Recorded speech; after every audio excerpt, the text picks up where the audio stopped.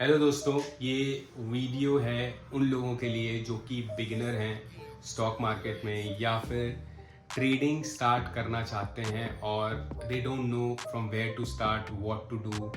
और मैं उनको कुछ रियलिटी चेक भी देना चाहता हूं अगर आप न्यू ट्रेडर हैं स्टॉक मार्केट में। तो डेटा से अगर मैं बात करूं तो सेबी का डेटा अवेलेबल है स्टॉक मार्केट पे। आप इंटरनेट पे जाके चेक कर सकते हैं कि 91% of the active trader are not able to make money in the stock market and making losses। तो यहाँ पे आपको ये डरने की बात नहीं है कि 91% लोग एज एन एक्टिव ट्रेडर यहाँ पे पैसा कमाते हैं। आपको ये सोचना है कि 9% लोग हैं जो कि पैसा कमाते हैं। तो हमारा टारगेट ये होना चाहिए, अगर आप बिगिनर हैं, आप अभी स्टार्ट करो, तो आपका ये टारगेट होना चाहिए कि 9% लोग क्या करते हैं that they are able to make money in the stock market. तो 9% में कैसे आना है, तो आप एज अ बिगनर तो मैं आपको कुछ चीज़ें बताता हूँ जो कि एक्सपीरियंस ट्रेडर या फिर ट्रेडर जो कि गलती करते हैं। सबसे बड़ी गलती उनकी होती है कि कोई सिस्टम फॉलो नहीं करते हैं। अगर आप बिगिनर हैं तो आप ट्रेडिंग करने से पहले आपको बहुत सारे एक्सपेरिमेंट्स खुद के ही करने पड़ेंगे ट्रेडिंग के साथ। वो डिपेंड करता है आप एक छोटे कैपिटल से स्टार्ट कर रहे हैं या फिर आप पेपर ट्रेडिंग करके वो सिस्टम डेवलप करना चाहते हैं। पर आई वुड सजेस्ट कि आप एक स्मॉल अकाउंट से वो ट्रेडिंग करना स्टार्ट करिए और आपका अपना खुद का सिस्टम डिफाइन करिए, क्योंकि सिस्टम डिफाइन करना बहुत ही इंपॉर्टेंट होता है। आपको 1 से 2 साल लग सकते हैं आपके खुद का सिस्टम डिफाइन करने में। कौन सा सिस्टम मेरे लिए कोई और सिस्टम काम करता है, आपके लिए कोई और सिस्टम काम करेगा, तो वो आपको डिफाइन करना है कि आपको एक्सपोनेंशियल मूविंग एवरेज पे ट्रेड करना है, प्राइस ब्रेकआउट पे ट्रेड करना है, आपको बॉटम पे बाय करना है। वो आपकी स्ट्रैटेजी होगी। तो सबसे पहली चीज अपने खुद का एक सिस्टम डिफाइन करना। दूसरा चीज जो कि एक्सपीरियंस ट्रेडर गलती करते हैं वो कि FOMO, fear of missing out. तो यहाँ पे अगर कोई भी ट्रेड है, अगर वो ट्रेड उनसे मिस हो जाता है तो वहां पे उसको चेस करने लग जाते हैं। जैसा कि अगर मैं एग्जांपल के साथ लूं तो अभी गोल्ड में जो रैली हमें देखने को मिल रही है, बहुत सारे ट्रेडर्स ऊपर के भाव पे डेफिनेटली एंट्री किए होंगे। तो वहां पे आपको वो और ऊपर भी जा सकता है, नो वन नोज, और ऊपर भी जा सकता है। पर जब वो कोलैप्स करेगा तो you can be sitting in a big losses, right. तो कोई भी, अगर आपकी स्ट्रैटेजी थी लॉन्ग बेस था, ब्रेकआउट आया, आपने एंट्री लिया, एक स्ट्रैटेजी आपने डिफाइन किया कि मैंने इस लेवल पे एंट्री लिया है, यहाँ पे मैं एग्जिट करूंगा। अगर वो नहीं है तो you are doing a blunder, you are doing a mistake. Third point जिस चीज को मैं हाईलाइट करना चाहूंगा वो ये है कि स्टॉप लॉस नहीं लगाना। अगर आप ट्रेडर हैं, आपको ट्रेडिंग को as a business point of view से अप्रोच करना है।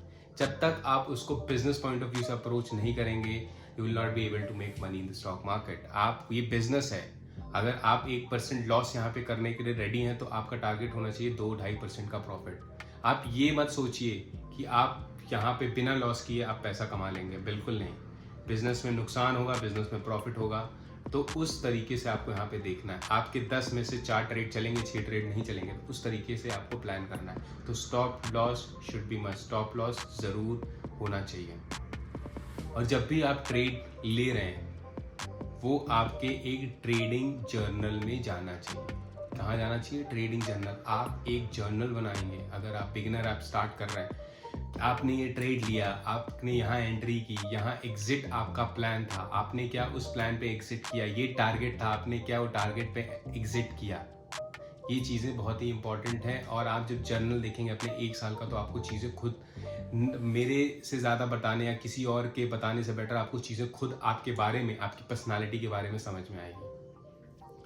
चौथी चीज़ है कि ट्रेडिंग में एंट्री करने से पहले आपको खुद को समझना बहुत ज़रूरी है। As a human being, as a personality, what kind of personality you are. आप एज अ पर्सन कैसे हो, आपका टेम्परामेंट कैसा है।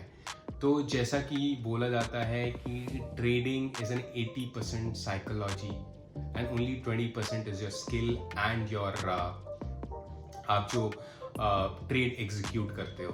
क्या आप अपने ओपन पोजीशन को ओवरनाइट ले जा सकते हो? ओपन पोजीशन को ओवरनाइट ले जा सकते हो बिना नीड चैन खोए हुए। वो डिपेंड करता है क्या साइज है, उस हिसाब से। तो ये भी काफ़ी इंपॉर्टेंट फैक्टर है। लास्ट चीज़ है, जिसको मैं काफ़ी इम्पोर्टेंस देता हूँ ट्रेडिंग में, वो है आपका इमोशंस, फियर एंड ग्रीड। क्या आप फियर एंड ग्रीड से डिटैच कर सकते हो अपने आप को? पर इस चीज़ को करने के लिए काफ़ी टाइम लगेगा, दैट इज़ देयर। ये सारी चीज़ें आपको समझना होगा एज अ बिगिनर, और ये सारी चीज़ें जो मैं आपको बता रहा हूँ, ये एक्टिव ट्रेडर्स या फिर जो ट्रेडर्स हैं, एक्सपीरियंस ट्रेडर, ये सारी गलती करते हैं, जिसके चलते यहाँ पे वो नुकसान करते हुए दिखाए। अगर आप बिगिनर्स हैं तो मैं आपको रेकमेंड करूँगा कुछ 5 बुक जो कि आप पढ़ सकते हैं, और इससे आपको सारे basics, your emotional stability, your psychology, सब कुछ क्लियर होते हुए दिखाई पड़ेगा। तो जो फर्स्ट बुक है जिसको आप पढ़ सकते हैं वो है think and trade like a champion by Mark Minervini. ये one of the best book है, आप इसको पढ़ सकते हैं ट्रेडिंग के लिए।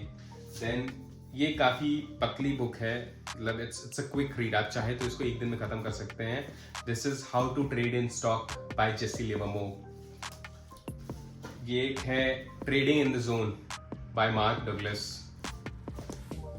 देन ये है आपका, ये इस बुक में ज़्यादा स्किल के बारे में बात नहीं की गई है, और जो मैंने बुक्स बताई उसमें आप स्किल ट्रेडिंग सेटअप के बारे में देख सकते हैं। इसमें साइकोलॉजी के बारे में बात की गई है, और इस बुक का नाम है mastering the mental game of trading by Steven Goldstein. One of the best book, highly recommended, आप साइकोलॉजी के लिए पढ़ सकते हैं। और this is like one of the best book that I have ever read so far, which is How to Make Money in Stock Market by William O'Neill. इस book को पढ़ने के बाद बहुत सारी चीज़ें, बहुत सारी आप जो बोलते हैं ना कॉन्सेप्ट क्लियर होते हुए दिखाई पड़ा था मुझे, और मेरे को मतलब मेरे पर्सपेक्टिव बदल गया। मैंने अपने दूसरे वीडियो में बात की हुई है जहाँ पे मैंने completely from direct stock portfolio to मैंने म्यूचुअल फंड में कम्प्लीटली शिफ्ट हो गया, just because of this book. आप पढ़ेंगे तो आपको चीज़ें समझ में आएंगी। तो दोस्तों, ये था आज का थोड़ा सा ज्ञान। अगर आप लोगों को अच्छा लगा हो तो चैनल को सब्सक्राइब करें ऐसी नॉलेजेबल वीडियो के लिए। Till then, bye bye, see you in my next video.